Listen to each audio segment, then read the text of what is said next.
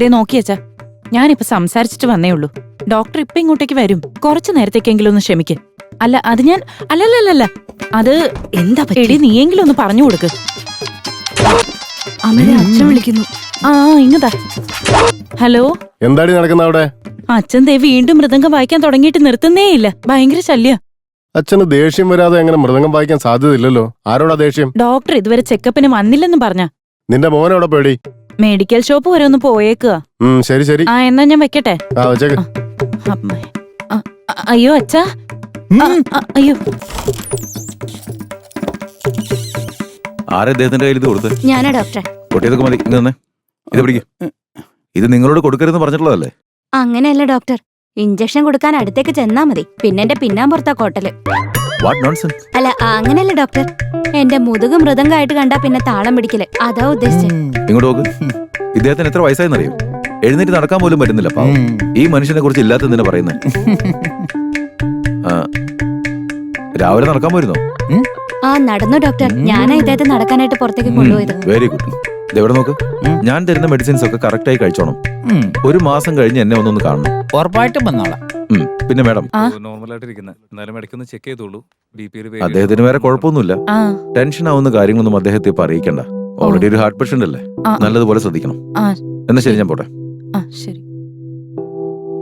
ഇവിടെ നോക്ക് സാർ, ഒരു 20 ദിവസത്തേക്ക് പഴയതുപോലെ അമ്പലവും കുളവും എന്ന് പറഞ്ഞ് കറങ്ങി നടക്കരുത്. പ്രായമായി വരല്ലേ, വീട്ടിലിരുന്നുള്ള പൂജയും കാര്യങ്ങളൊക്കെ മതി. ഇനി മുതൽ അങ്ങനെ ആവാം. എന്നേ പോട്ടെ. മഹേഷ്, 204 പേഷ്യന്റ് എങ്ങനെയുണ്ട്? എത്ര മണിക്കാ ഡിസ്ചാർജ്? 11 മണിക്ക്. എങ്കിൽ ശരി, 500 രൂപ അടച്ചിട്ട് വാ. അതെ, എത്ര മണിക്കാ ഡിസ്ചാർജ് പറഞ്ഞിരിക്കുന്നത്? 11 മണിക്ക്. ശരി, പോകുമ്പോ 200 രൂപ തന്നിട്ട് പോണേ. ഹലോ, അല്ല നിങ്ങളുടെയൊക്കെ ഉദ്ദേശം എന്താ? ഗവൺമെന്റ് ഹോസ്പിറ്റലിൽ ചോദിക്കുന്ന പോലെയാണല്ലോ ചോദിക്കുന്നത്. ടിപ്സ് ഞങ്ങളുടെ ഇഷ്ടത്തിന് ഞങ്ങൾ തരണം, അല്ലാതെ നിങ്ങളായിട്ട് ചോദിക്കാൻ നിൽക്കരുത്. അതിന് നിങ്ങളോട് ആരാ ടിപ്സ് ചോദിച്ചേ? എന്നോട് നിങ്ങളുടെ മകൻ രാംദാസ് കണവണാന്ന് പറഞ്ഞ് 200 രൂപ കടം വാങ്ങിച്ചായിരുന്നേ.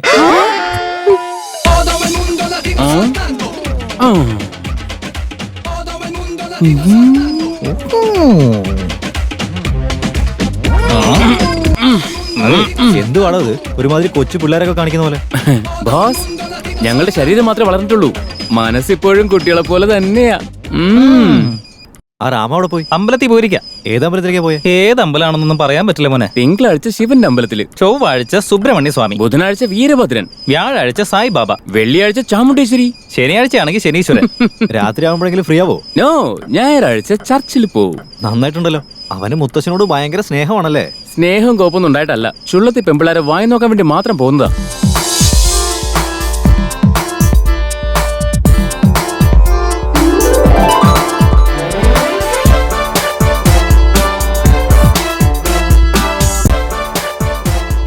ഈശ്വര, പരമേശ്വര, ഭഗവാനെ, ആപത്തൊന്നും വരുത്താതെ കാത്തോളനെ. എത്രയും പെട്ടെന്ന് എന്റെ കല്യാണം നടക്കണം. ഒരു വഴി കാട്ടിത്തരണേ, മറന്നുപോയല്ലേ. ദേവദേവായ നമ, ശ്രീകണ്ഠ സൗഖ്യായ നമ, ഈശ്വരായ നമ, ഓം അംബികാനാഥായ നമ, ഓം രുദ്രായ നമ, ഓം നമഃ ശിവായ. എന്റെ ദൈവമേ, ഈശ്വര പരമേശ്വര, എന്റെ കല്യാണക്കാര്യം മറന്നുപോയല്ലേ. ശ്രീകണ്ഠ. ഓം നമഃ ശിവായ. ഓം നമഃ ശിവായ. ഇത്ര വലിയ ഭക്തനാണോ? എന്തിനാണാവോ ഒറ്റക്കാലിൽ നിന്ന് തപസ് ചെയ്യുന്നത്? ഭക്ത മോനെ, വിളിച്ചത് ഞാനാ, ഈശ്വരനല്ല. ഈശ്വരൻ വിളിച്ചതായിട്ടാ എനിക്ക് തോന്നിയേ. അതെ മോനെ, ഇന്നത്തെ ഈ കാലത്ത് പൂജാരിയെ വിളിച്ചാ പോലും വരില്ല, പിന്നെ ഈശ്വരനെ വിളിച്ചാ വരും തോന്നുന്നുണ്ടോ? ആരതി തൊഴുതോളാ. വിളിച്ചാ വിളി കേൾക്കണ ഭഗവാനാ. മനസ്സൊരുക്കി പ്രാർത്ഥിച്ചാ എന്തും തരും. എന്റെ കാര്യം മറക്കരുത് കേട്ടോ. കല്യാണം പ്രാപ്തിരസ്തു. കല്യാണം നടക്കുമെന്ന് പറഞ്ഞില്ലേ? അതെ. പ്രസാദം കിട്ടിയില്ല. കാലത്തെ അമ്പലത്തിൽ വന്ന് ദേവിയെ തൊഴുതു നിൽക്കുന്ന ഇവനൊരു പാപിയാണെന്ന് വിചാരിച്ചോ? പ്രസാദം മാത്രമേ ഇവൻ ഇവിടുന്ന് വാങ്ങാറുള്ളൂ. തീർത്ഥം മറ്റൊരു സ്ഥലത്താ. എടാ, അമ്പലത്തിലെ പ്രസാദം തൊട്ട് ഇങ്ങനെ കള്ളു കുടിച്ചു കഴിഞ്ഞാൽ ഈശ്വരൻ കണ്ണൂത്തി. എന്താന്ന് ഈശ്വരൻ കണ്ണൂത്തി പൊട്ടിക്കുന്നു? നിന്റെ കൂടെ വന്ന ഞങ്ങൾക്കല്ലേ പണിയിടുന്നേ. സോറിടാ. ഒറ്റ മിനിറ്റ്, ഞാൻ ഒറ്റ വലിക്ക് അടിച്ചു തീർക്കാണല്ലോ. ഞങ്ങൾക്ക് കുറച്ച് ബാക്കി വെക്കടാ. ഇതിപ്പോ അതിലുള്ളതെല്ലാം നീ തന്നെ ഊരി കുടിക്കാൻ പോവാണത്. എന്റെ മുത്തശ്ശനല്ലേ, അപ്പൊ എനിക്കായിരിക്കും വിഷമം കൂടുതൽ. എന്നാ പിന്നെ ഇതും കൂടി വിഴുക്ക്. എടാ തുപ്പിട്ടോടാ.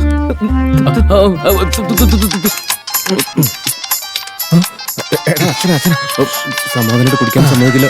അച്ഛാ, മോനെ നീ ഇതെവിടെ പോയതാടാ? മെഡിക്കൽ ഷോപ്പിലേക്ക് വന്നതാ അച്ഛാ. നമ്മുടെ റേഞ്ചിന് ഗവൺമെന്റ് ആശുപത്രി അല്ലേ മോനെ പറ്റിയത്? എനിക്കും അത് തോന്നിയായിരുന്നു. ഇതുവരെ 15 ലക്ഷം രൂപ കൂടുതൽ ചെലവായി മോനെ. അറിയാച്ചാ, കൊള്ളപ്പലിശയ്ക്ക് വാങ്ങിച്ചോണ്ടൊന്ന് അടച്ചോണ്ടിരിക്കുന്ന അറിയാലോ. ഇതൊക്കെ എനിക്ക് അറിയാവുന്ന കാര്യമല്ലേ. നിന്റെ മുത്തശ്ശൻ പലിശയ്ക്ക് പണം കൊടുത്തോണ്ടിരിക്കുന്ന കാര്യമൊക്കെ എനിക്കറിയാം. പക്ഷെ ആർക്കൊക്കെ എവിടെയൊക്കെ എപ്പോഴൊക്കെ കൊടുത്തിട്ടുണ്ടെന്ന് മാത്രം ഒരു പിടുത്തവും ഇല്ല. അതൊക്കെ ഞാൻ ചോദിച്ചു മനസ്സിലാക്കിക്കൊള്ളാന്നേ. മോനെ നീ അങ്ങേരെ സുരക്ഷിതമായി വീട്ടിൽ കൊണ്ടുവന്ന് ആക്കിയിട്ട് അങ്ങേരെ ആർക്കൊക്കെ പണം കൊടുത്തിട്ടുണ്ട്, എത്രയൊക്കെ കൊടുത്തിട്ടുണ്ടെന്നൊന്ന് അന്വേഷിച്ചേക്ക്. ഒരാളെ വിട്ടുപോകരുത്. കൊടുത്ത പണം മുഴുവൻ നമ്മൾ തിരിച്ചു പിടിച്ചാലേ നമ്മുടെ കടങ്ങൾ വീട്ടാൻ പറ്റുമോ മോനെ? മനസ്സിലായാലോ നിനക്ക്? ഓക്കെ അച്ഛാ. മറ്റൊരു പ്രധാനപ്പെട്ട കാര്യം കൂടി ഉണ്ടാ. ഒറ്റ മിനിറ്റ് ഒന്ന് ഹോൾഡ് ചെയ്യണേ. ഇനി പറഞ്ഞു അച്ഛാ.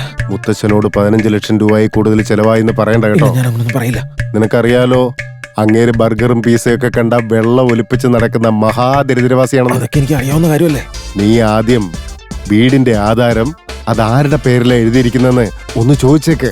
എന്നിട്ട് കൈയോടെ അതവിടെ നടിച്ചു മാറ്റേ. വളരെ സൂക്ഷിക്കണം, ആരും അറിയാൻ പാടില്ല. വേറെ ആരും അറിയില്ല അച്ഛാ. ആ പിന്നെ നമ്മുടെ മുത്തശ്ശനെ ഒരു ആംബുലൻസ് വിളിച്ച് വീട്ടിലേക്ക് കൊണ്ടുപോയാൽ മതി കേട്ടോ. അതിനുള്ള കാശ് എന്റെ കയ്യിലുണ്ടല്ലോ. ആ കാശുകൊണ്ട് 9,000 രൂപയുണ്ട്. ആരുടെ അവിടെ തുപ്പിയത്? ഒന്നുമില്ല അച്ഛാ, വായിലൊരു പ്രാണി പോയതാ. ആ എന്നാ പിന്നെ ആയിക്കോട്ടെ മോനെ. ഇവന്റെ കയ്യിൽ ഇഷ്ടം പോലെ പൈസ പെട്ടെന്ന് വിട്ടോ. ശരി അച്ഛാ. ഊറ്റണം നമുക്ക്. ഒരു ഫുൾ ചിക്കൻ വേണേ. എടാ കാശില്ലടാ. പിന്നെ നിന്റെ 9,000 രൂപ ഉണ്ടെന്ന് പറഞ്ഞു. അപ്പൂപ്പൻ ആംബുലൻസ് കൊണ്ടുപോകാനുള്ളതാ. ഇവൻ എന്തൊരു പൊട്ടണം നോക്കി. ഒരു പ്രശ്നമില്ലാത്ത ആളെ എന്തിനാണ് ആംബുലൻസ് കൊണ്ടുപോകുന്നത്? ഒരു ലോക്കൽ ടാക്സി വിളിച്ചാ പോരെ? പൈസ അധികം ചെലവാവില്ല. ഇല്ലാത്ത സൗകര്യങ്ങളൊന്നുമില്ല. കുളിർമയുള്ള AC. വീട്ടിൽ പോയി നല്ല ലക്ഷറീസ് ആയിട്ട് അങ്ങോട്ട് ഇറങ്ങി കഴിഞ്ഞാ സ്വർഗീയ രഥത്തിൽ പോകുന്ന സുഖമായിരിക്കുംടാ. ഒരു ഫുൾ ബോട്ടിൽ വേണേ. ഒരു ചിക്കൻ ഫ്രൈ കൂടി എടുത്തോടേട്ടാ. അച്ഛാ പതുക്കെ സൂക്ഷിച്ചു നടക്കേ. ദേ അവിടെ ഇരിക്കും. മുത്തശ്ശ ഇവിടെ ഇരിക്കും. ഇരുന്നു പതുക്കെ.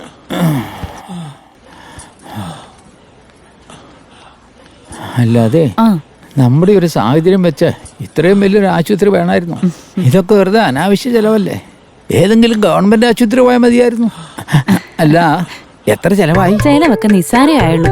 അതിന്റെ കാര്യം എന്താന്ന് വെച്ചാലേ, നിങ്ങളുടെ മോൻ ജോലി ചെയ്യുന്ന കോടതിയിലെ ജഡ്ജില്ലേ, അദ്ദേഹം ഈ ഹോസ്പിറ്റലിന് വളരെ വേണ്ടപ്പെട്ട ഒരാളാ.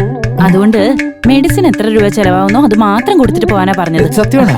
എന്നാ ഒരു 4 ദിവസം കൂടെ നിൽക്കായിരുന്നു. അമ്മേ ദേ വരുന്നുണ്ട് അമ്മയുടെ പുന്നാര മോൻ. അമ്മ മുത്തശ്ശനെയും കൂട്ടി വാ. വാച്ചാ എനിക്ക് പതുക്കെ. കള്ളു കുടിച്ചിട്ടാ വന്നല്ലേ? നീ എന്തിനാ അത് പണത്ത് നോക്കുന്നേ? എന്നാലും ഹോസ്പിറ്റലിലേക്ക് വരുമ്പോഴെങ്കിലും ആദ്യം ഈ ബാഗ് എടുത്ത് കാറിൽ വെക്കും. വീട്ടിൽ പോയിട്ട് നന്നായിട്ട് റെസ്റ്റ് എടുക്കണം. മൃദംഗം വായിച്ച് കഷ്ടപ്പെടുക. കൈ കൊട്ടുകൊണ്ട് പിടിച്ചങ്ങോട്ട്.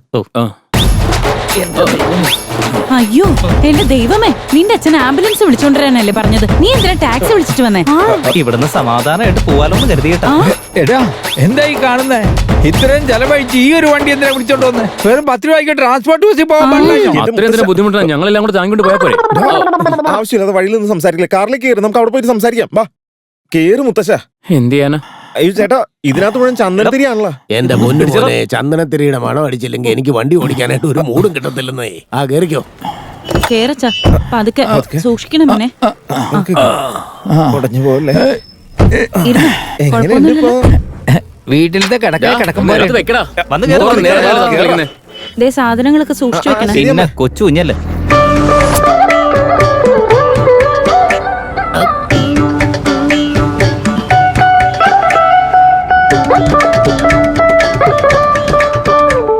ഇയാളെന്താ കാർ ഒരുമാതിരി കാളവണ്ടി ഓടിക്കണ പോലെ ഓടിക്കണേ? എന്താടാ അയാൾ സ്പീഡിൽ പോകത്തിന് എന്റെ കാലം എന്തിനാ ചവിട്ടുന്നത്? എന്റെ കാലം ആക്സിഡന്റാ. എവിടെ താൻ ഇതിനു മുമ്പല്ല ട്രാക്ടർ ഓടിക്കായിരുന്ന? സ്വർഗത്തിലേക്ക് ശവം കൊണ്ടുപോകുന്ന വണ്ടി. വണ്ടി കടന്നു. എന്തുവാടാ അതിന് നീ ഇത്രയ്ക്ക് ഞെട്ടേണ്ട ആവശ്യം എന്താ? ജനിച്ചു കഴിഞ്ഞ ഒരു ദിവസം ആരായാലും ചാവാനല്ലേ പോകുന്നത്? സ്പീഡിൽ പോ. കുറച്ച് സ്പീഡ് കൂട്ടിന്ന് വിചാരിച്ചു ഒരു ലോൺ അടിച്ച് ചാവുന്നില്ല. അതുകൊണ്ടല്ല സാർ, ഞാൻ കൈക്കൂലി വാങ്ങിയപ്പോ എന്റെ കൈയോടെ പിടികൂടി. അയ്യോടാ പാവം. അത് കഴിഞ്ഞ് ഞാൻ എടുത്തൊരു സെക്കൻഡ് ഹാൻഡ് വണ്ടിയായിരുന്നു. ഇന്നാണ് ആദ്യം നടക്കിയത്. അതിപ്പോ യാത്രക്കാർ നിങ്ങളാണ് സാർ. നിന്റെ ഈ ദാരിദ്ര്യം പിടിച്ച കഥയൊന്നും നിർത്ത. കാരണത്ത് മൃദംഗം വായിക്കാൻ പറ്റിയിരുന്നല്ലേ ഉള്ളൂ. അറ്റ്ലീസ്റ്റ് ആ FM എങ്കിലും ഒന്ന് ഇടാ. ശരി സാർ. പോകട്ടും പോടാ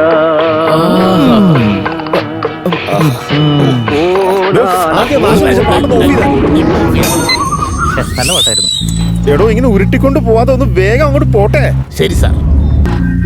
എന്റെ ദൈവമേ, എന്താ ഇങ്ങനെയൊക്കെ സംഭവിക്കുന്നത്? മുത്തശ്ശൻ പറയുന്നത് പഞ്ഞിമത്തെ കിടക്കുന്ന പോലെ ഉണ്ടെന്ന്, ഇയാള് പറയുന്നത് ശവം കയറ്റിക്കൊണ്ടിരുന്ന വണ്ടിയാണിതെന്ന്. ശവവണ്ടി അലങ്കരിക്കുന്ന പോലെ മുമ്പിൽ മാലയൊക്കെ വെച്ചേക്കുന്ന കണ്ട. ആ ഊള ചന്ദനത്തിരുന്ന മണം അടിച്ചിട്ട് എനിക്ക് വാള് വെക്കാൻ വരും. എന്തൊരു കഷ്ടമാണ് ഇത്. ഓ എന്റെ ദൈവമേ, എന്റെ മനസ്സിലെന്താ ഇങ്ങനെയൊക്കെ തോന്നണേ? ഇനി ചിലപ്പോ മുത്തശ്ശൻ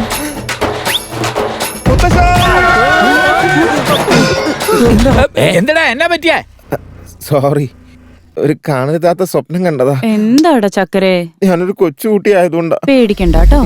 നിർത്തണ്ട, വണ്ടി വിട്ടോ ചേട്ടാ. ശരി സാർ.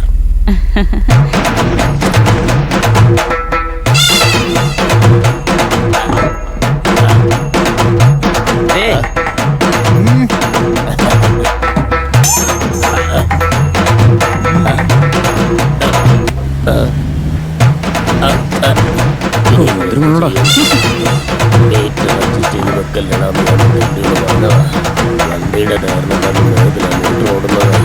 ഇതോടുന്ന ഓട്ടം കാണുമ്പോൾ എന്റെ ജീവൻ പോകുന്നതാകുന്നത്.